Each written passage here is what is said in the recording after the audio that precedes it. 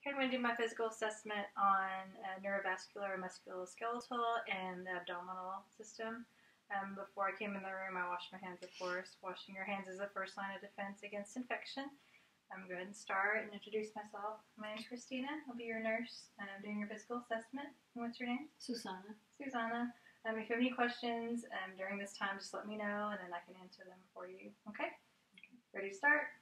Okay, we're going to start by naming the cranial nerves and what they do. So first cranial nerve is going to be the cranial nerve number 1, olfactory, which tests the smell. So we'll get a scent, and I'll have her smell it through each nostril, but we're just going to practice for one. So I'll have you close one of your nostrils, and close your eyes, and then sniff up. We're going to check for patency first. Sniff. It's patent. Okay, I'm going to put the smell underneath your nose and smell for me. Good. Can you tell me what smell that is? Vicks. Vicks. Very good. And so we'll say that cranial nerve number 1, olfactory, is intact because she identified that smell. So we'll go to cranial nerve number 2, which is the optic. We would use the Snellen chart if we had it. We would have her stand about 20 feet away from the chart, have her read the lines on the chart. Each line says what her visual acuity is, 20/20 being the best, and then the numbers increase from there. And then that would test her optic at cranial nerve number 2. Cranial nerve number 3 is ocular motor. Cranial nerve number 4 is trochlear, and then cranial nerve number 6 is abducens. And those are all visual, optic, motor nerves that we test. And so we will test this by doing pupil constriction. She can look at my pen and follow it, and we'll do a few other things. So we'll look at her pupils first. I'm going to turn off some light. Look in your eyes with my light. Just look at me. And there's good pupil constriction. It's normal. Turn the light back on. Have you follow my pen. So we're going to do the 6 cardinal directions. Your eyes. Good. Good. Left. Good. Good. And I also want you to follow my pen. Down. Good. And then towards your nose. Very good. And I want you to look right behind me at a spot, and then look back at my pen. Okay, good. Testing her eyes, we saw that there's no nystagmus, no ptosis, and the way she looked at my pen was smooth movements. And so we'll say cranial nerve number 3, number 4, and number 6 were intact. Also, I'll have her look at my pen laterally, so from side to side just with your eyes. And that's normal as well. Do you have any double vision or anything like that? No. Nope. And so her vision is normal. So moving on to cranial nerve number 5, which is trigeminal. It's a facial sensory nerve, and it also controls the facial muscles as well. So I'll have you clench your jaw. Clench it. Good. Very good. And then it's also sensory, so we'll test with a cotton ball. So I want you to close your eyes. I'm going to brush the cotton ball on your face, and you tell me where it's brushing, okay? Forehead. Right cheek. Left cheek. Very good. Chin. Very good. Cranial nerve number 5, trigeminal, is intact. It also can test the corneal reflex, so to do that I would use the cotton ball and brush it against her cornea, and then if she reacts to it, it's a positive reflex, so we're not going to do that. Cranial nerve number 7 is the facial nerve. It controls facial muscles, and so I'll have her smile. So can you smile? Show your teeth. Good. Frown for me. Good. Put your eyebrows up like this. Good. And then close your eyes tight like this. And then keep them closed. And then try to open them up. I'm going to try to keep them closed. Good. So they're strong. And then I will do one more thing. Puff out your cheeks like this. Good. So cranial nerve number 7, facial, is intact because everything was normal that she showed me. So we'll check cranial nerve number 8, which is the acoustic or hearing. So I'm going to do the whisper test when I do this. So I'm going to whisper a word in your ear, and you just repeat the word to me, okay? So when I want you to cover up your left ear, I'm going to whisper into your right ear. Kitty. Good. And then cover up your right ear. I'm going to whisper into your left ear. Puppy. Very good. Okay, so she heard those words. So cranial nerve number 8 is intact because she could hear the whisper.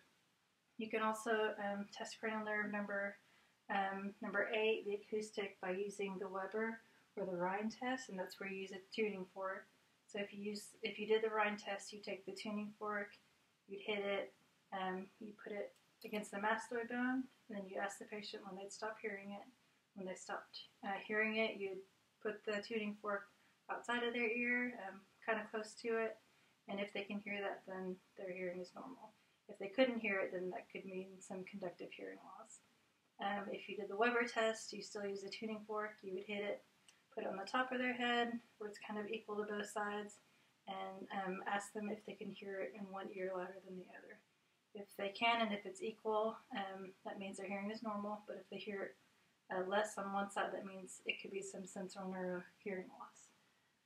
So we'll go on to cranial nerve number 9, which is the glossopharyngeal, and the cranial nerve number 10, which is the vagus, which is test swallowing and gag reflex. So I'll have you swallow for me. So we look for symmetry, it's equal on both sides. I'll have you stick your tongue out and say, ah. Ah. So I can see her uvula and her palate, and they're equal, and there's symmetry also. And then I would check gag reflex by taking a tongue depressor and sticking it back there. And that would be normal. So cranial nerve number 9 is intact, and cranial nerve number 10 is intact. We'll check her accessory muscles, and we can do that by a shoulder shrug. And then I'm going to check resistance by putting my arms down on her shoulders. So I want you to shrug your shoulders. Good, and she's strong against my arms. So cranial nerve number 11, accessory is intact. So cranial nerve number 12, hypoglossal, we'll just check that by having you stick out your tongue. So stick out your tongue. Very good. There's no deviation left and right. It's straight. So we'll say cranial nerve number 12, hypoglossal is intact. Okay, moving on to coordination and sensory. And we'll do finger to nose testing. So I'm going to put my finger out, have you touch my finger, I'm going to touch your nose, and I'm going to move my finger around. So can you touch my finger? I'm going to touch your nose. I'm going to touch my finger, touch your nose. And we'll do a little bit faster. Touch my finger, touch your nose, touch your finger, touch your nose. Very good. So there's smooth movements noted, so that's normal. And then we can do what's called heel to shin testing. So I want you to take your heel of this foot and then point the camera down. I want you to touch it by your shin up here. So take this heel, touch your shin, and just move it down all the way down to your toes. Good. And then do it one more time, but a little bit slower. So take your heel and all the way down, but slow. So we're watching the movements and making sure they're smooth, and it is, and we do that bilaterally. And so that's normal, and that's heel to toe testing, or heel to shin testing. And so we're going to check rapid alternating movements. So I want you to put your hands like this, kind of on top of your legs. Good, and then go like this really fast. Very fast. So they're smooth movements and they're equal. Okay, and another way to test this, if you take your thumb, you touch into your fingers like this. So I want you to touch. And they're equal, smooth movements, so that's normal. Okay. And now we're going to check for 1 and 2 point discrimination with a sharp object. So I've just got a bobby pin with me. I want you to close your eyes. Okay. I'm going to touch this to your palm, and you tell me if it's 1 or 2 ends that you feel. So close your eyes for me. 2. 1. Good. 2. Good. 1. Very good. Okay, so that's normal. And that's 1 and 2 point discrimination testing. And then I assessed earlier the light touch with the cotton ball, and you can do that with any area of the body to check for sensory. And then we're going to check for proprioception, which is up and down direction of the joints. So you can do this on the fingers or the toes or the wrists, but I'm going to use the fingers. So I'm going to take your finger and put your hand like this, and I'm going to move it up in normal position and down. And I just want you to close your eyes and tell me where I'm pointing it. Up. Okay. And up. Good. Down. Good. One time. Up. Very good. So that checks proprioception, just up and down joint movement. Okay, and I'm going to check the joint range of motion of her upper extremities and her spine. So first I'm going to look at her spine. I'll kind of move this way just to look at the camera. There you go. So when you assess her spine, you're just looking for normal curvature. And you would palpate it just to feel any nodules or anything that's not normal. And hers is normal. When you check any kind of joint, like your elbows or your knees or anything like that, you could check for redness, for warmth, edema, tenderness, nodules as well. Look for inflammation. I'm going to do that with just her elbows, but you would do that with every joint that you assess. So we're going to look at her elbows and just kind of assess. Doesn't hurt or anything like that. No. Don't feel any nodules or anything like that. So her joints are normal upon inspection and palpation. So we'll do neck flexion first, range of motion. So I want you to touch your chin to your chest. Well, I guess you need to skip this way. So touch your chin to your chest. That's neck flexion, and then neck extension. I want you to go back. Very good. We'll do neck rotation. So I want you to do like this side, and do the other side. Good, and then lateral bending this way and this way. Any pain or anything? So smooth movements and no pain. So her range of motion of her neck is normal. So we can do her spine. I inspected it, palpated it, and looked for the shape. And so we'll do range of motion with her spine. So I want you to stand up. I want you to bend and try to touch your toes. Very good. And stand back up. So that's flexion. And I want you to extend your back. Very good. And that's extension. And I want you to rotate side to side. Good. And then we'll do lateral bending. So we'll go like this. And to the other side. Any pain or anything? No. No. So no pain. There were smooth movements. So range of motion to her spine was normal. And so we'll do her shoulders. You can sit down if you want to. We'll do flexion first. So I'll have you raise your arms in front of you, like this. Very good. And then back, like this. There you go. So that's extension. And going forward was flexion. You can also check muscle strength when you do that. So I want you to do the flexion again going up. But I'm going to put some pressure against you. So her muscle strength is good, and we would call it a 5. Just because there's active movement and full resistance against my arms, and she's not fatigued when she does that. And then we can do that going backwards too for extension. So I'm going to push down, try to pull back, and it's a 5 as well. And you do that bilaterally. Okay, and now we can do abduction. So I want you to raise your arms up to the side, like this, over your head. Abduction, good. And then adduction, I want you to cross your arm in front of your body. Good, and that's adduction of the shoulders. Okay, and then we're going to do internal rotation. So I want you to put your arm behind your back like this and try to touch your shoulder blade. So that's internal rotation.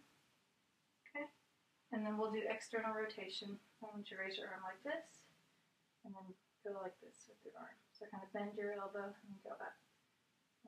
And so that's external rotation. Any pain or anything when you do that?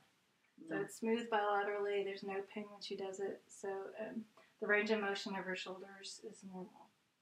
So we'll do her elbows. So I want you to flex your elbow. So do like you're making your bicep or flexing your biceps. Go like this. So do it on both sides. Good. And then extension is just going straight like that. And so we can test muscle strength too. So I want you to try to flex again. Good. And so it's a 5 on both. And then when you extend, so go down. And you're strong again. So it's a 5 as well. And so that's what you do with your elbows to test range of motion. So I want you to, we can also do pronation, supination. So supination, I want you to kind of put your hands up like a cup, like we were doing, and then go down, pronation. Just do it a couple times. Any pain when you do that? No. So there's smooth movements and no pain. And so range of motion to her wrists is normal. Okay, and then we can do the strength of your hands. So I want you to grip my fingers with your hands. So the grips are strong. They're 5 apiece bilaterally. So that's normal for her hand grips. So we'll do flexion of her fingers now. So I want you to make a fist. And extend, fan out your fingers. Okay, so that's extension, and then this is flexion. Good, and you can also test muscle strength that way too. So I want you to fan your fingers out. And pushing against them, and then fan them out again, and then kind of make a fist when you're kind of pulling back. And so her strength and her fingers are 5 as well. And now we'll do the thumb. So we can do thumb flexion, and I'll just kind of show with your hand. So flexion would be, so flexion, extension, and this is adduction, adduction, and then you can do opposition, where you go to each finger like that. Yep.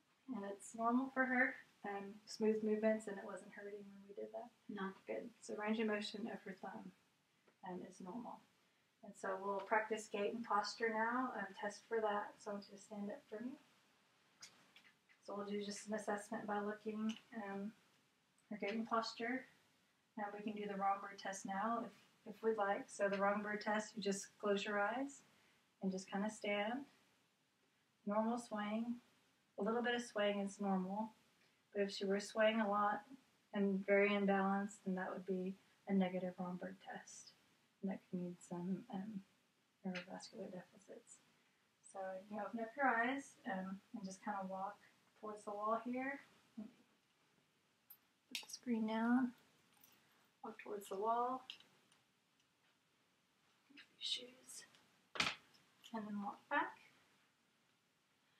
So we're just observing her gait, seeing if she has equal weight bearing on both feet, looking to width of her stance, looking at knee flexion, and then changes in any leg length when she's walking.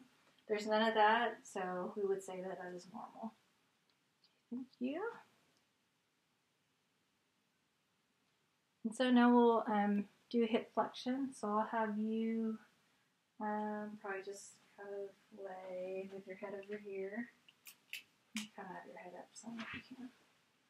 Perfect. Yeah, that's good. Kind of scoot back a little bit. Your head might be. Yeah, that's good. Okay, so we're going to do your knees to your chest. So we'll just do this knee. So this is flexion. Okay, and then this is extension going down. Good. And so we can test muscle strength with the flexion. So I want you to put your knee to your chest again, but I'm going to push against it. So muscle strength is good. It's a 5. And then I want you to put your leg down again, but I'm going to pull up. Good. And muscle strength is a 5 again. And so we'll do abduction. And so I want you to move your leg away like this.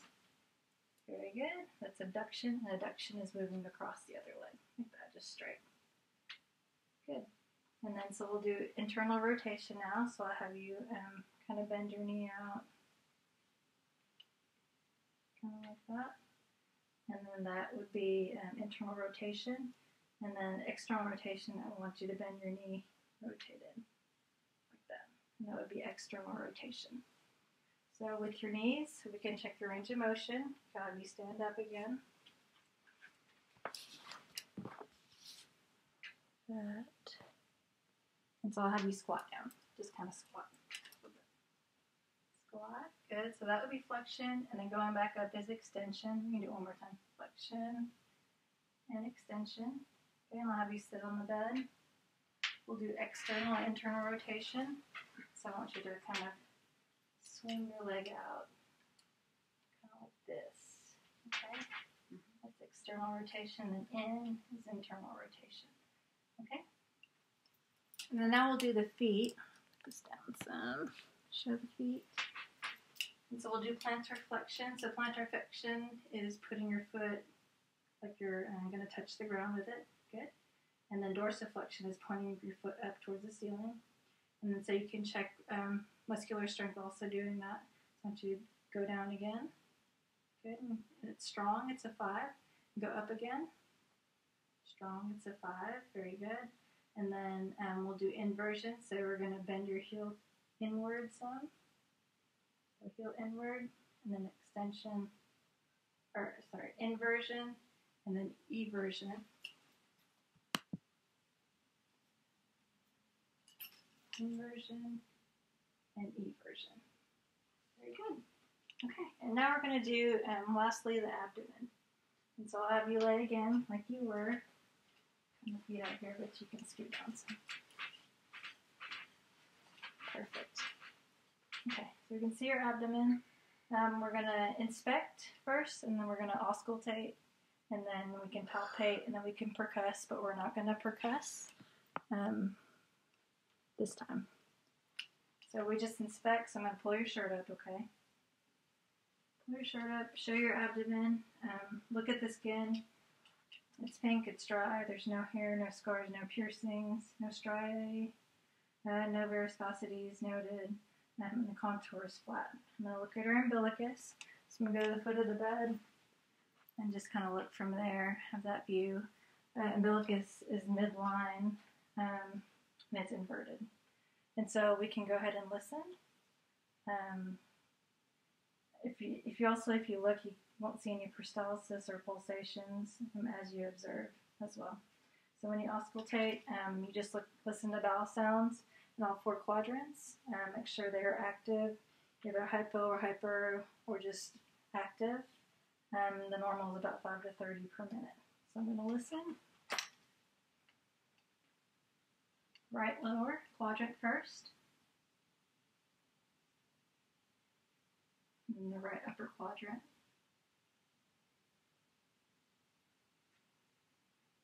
Left upper quadrant. And then the left lower quadrant.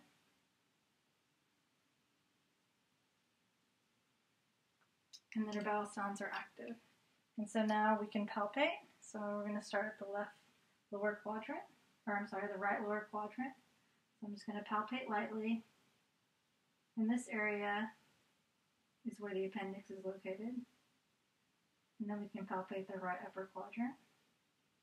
This area is where the liver is located. And then palpate the left upper quadrant where the stomach is located.